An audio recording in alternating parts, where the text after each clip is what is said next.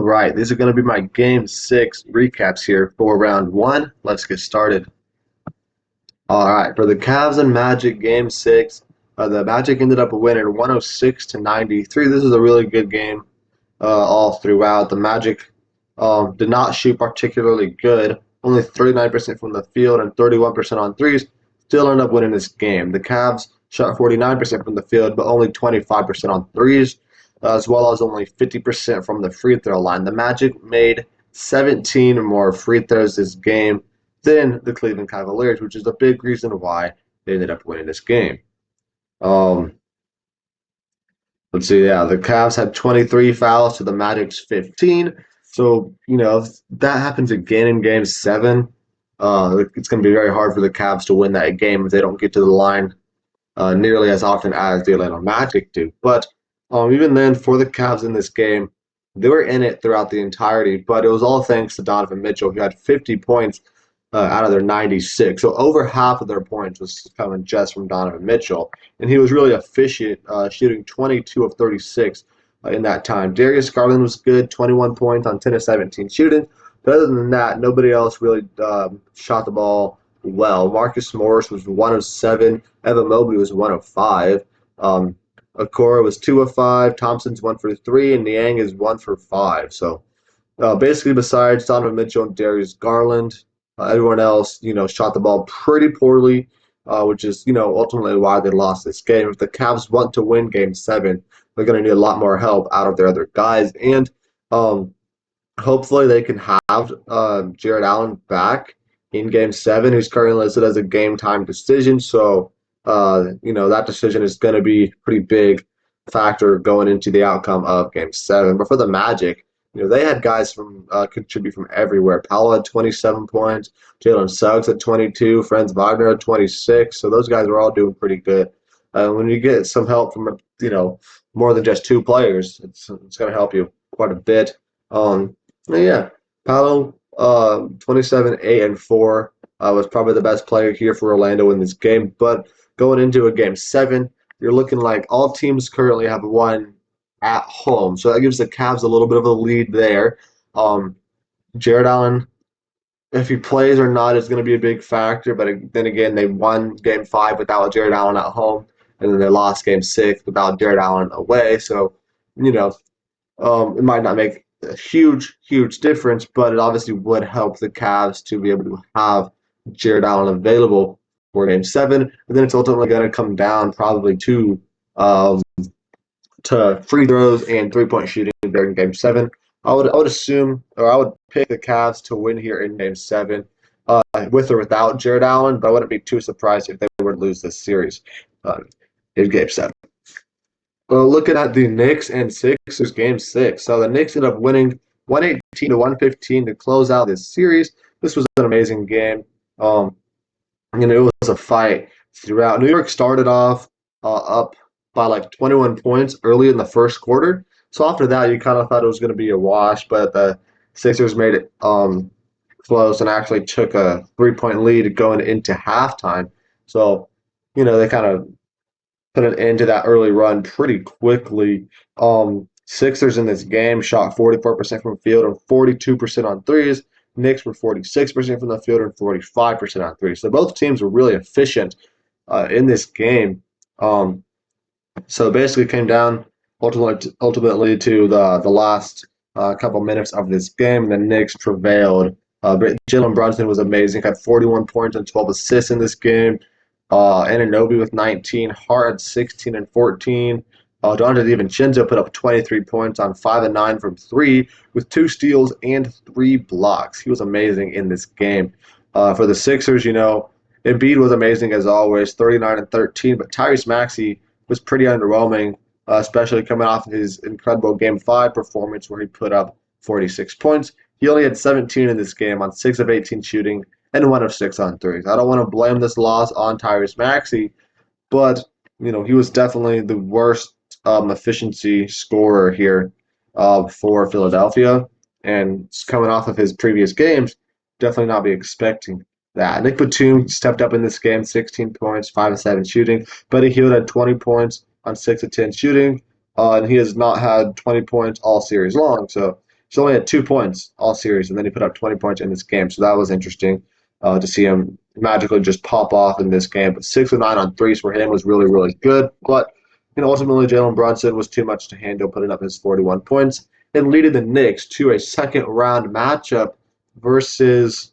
um, the Indiana Pacers. So now, talk about the Mavericks and the Clippers here. Mavericks won this series 4-2, winning Game 6, 114 to 101. So, it was kind of close for the majority of this game still, even though it was a 13-point game.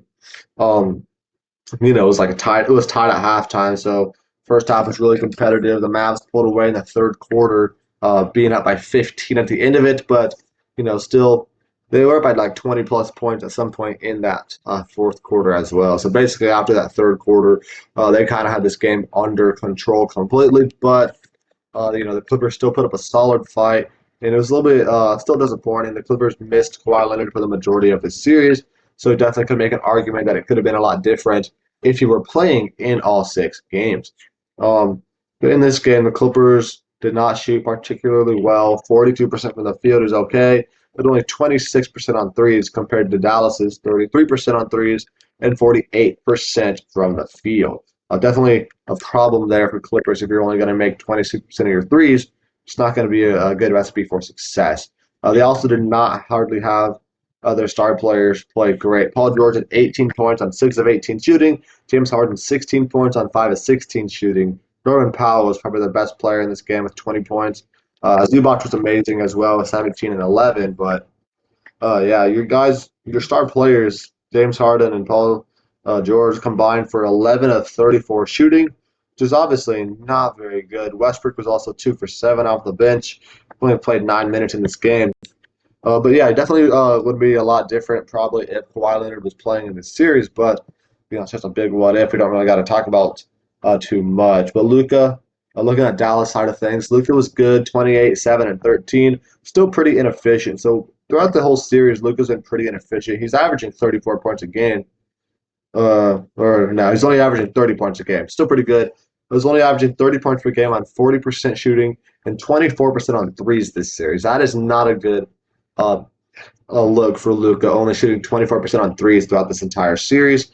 They'll be going into the next series playing OKC, so it probably won't be any easier for him to score and stuff. So it could be a problem if he's only going to be consistently shooting 24% from the three and 40% from the field. They might not be able to beat the Oklahoma City Thunder. So we definitely got to step that up. But Kyrie Irving's been doing really good all series. He put up 30 points in this game, and throughout the entire series, he's averaging 27 points on 51 and 45% split. So he's doing really good efficiency-wise. Luka has to step up his efficiency a little bit if they want to be able to take down OKC. Now the last game here looking at is the Pacers and the Bucks. Pacers won Game 6, 120 to 98. So they lost Game 5 without Damian Lillard and Giannis Antetokounmpo playing, and now Damian Lillard comes back in Game 6 and they magically win by 22 points. So a little bit weird to kind of see that happen, but that is kind of what I expected, honestly. I didn't expect them to have another meltdown like they did in Game 5. And Damian Lillard was good at this game, but he was not as great as he was in the previous games he had played. 28 points is still good, but 7 of 16 shooting is all right, but not amazing. They also had Bobby Portis chip in 20 points, Brook Lopez chip in 20 points. Middleton only had 14 in this game when he was averaging, upwards of like 25 points per game this series, and then falling down to only 14 in this game is definitely a cause for concern. The Bucks shot 26% from three this series or this game, while the Pacers shot 32%. Pacers shot 54% from the field, while the Bucks shot only 42%. So yeah, the Pacers were much more efficient here on offense. So obviously, it makes sense that they were able to win this game. The Pacers had a lot of guys contribute here. Siakam had 19. Naismith 15, Halliburton 17 and 10, Andrew Nembhard had 14 points. Obi Toppin had 21 off the bench. And TJ McConnell had 20 points and 9 assists off the bench, as well as 4 steals in this game. So they had plenty of guys contribute a lot in this game. And personally, I think TJ McConnell is probably the best player here. 20 points, 9 assists, 7 and 9 shooting, 4 of 4 from free throw, 2 of 2 on threes, 4 steals, and only one turnover on that in 22 minutes of action is an amazing stat line, in my opinion. He was definitely the best player here for Indiana in this game. But yeah, then Indiana going to go forward next series, having to play the New York Knicks. I think it definitely could be a go either way. It should be probably at least a 6 game series, maybe even a 7 game series. Be interesting to see how Indiana does defending Jalen Brunson because they did not do a really good job this series defending Damian Lillard when he was playing. Damian Lillard averaged for this series, um, averaging 31 points per game. So if they allow Jalen Brunson to average a clean 30 points per game in this series, it's going to be really, really hard for them to be able to pull this series out. And it's also, interesting to look at Pascal Siakam. In the first 2 games of this series, he had 36 and then 37 points. Then he has not cracked 20 in the last 4 games since then. So what version of Pascal Siakam are we going to get? Is it going to be aggressive and scoring 30 plus points a game? Or is it going to be, laid back and scoring like 18 points per game? They could still win if he scores 18 points a game, but they're going to have to get help from other places, which they have been doing here over the last 4 games. But yeah, that is going to be it for the video. Thank you for watching. Make sure to check back later for for more recaps, and make sure to check out my NFL and UFL videos as well.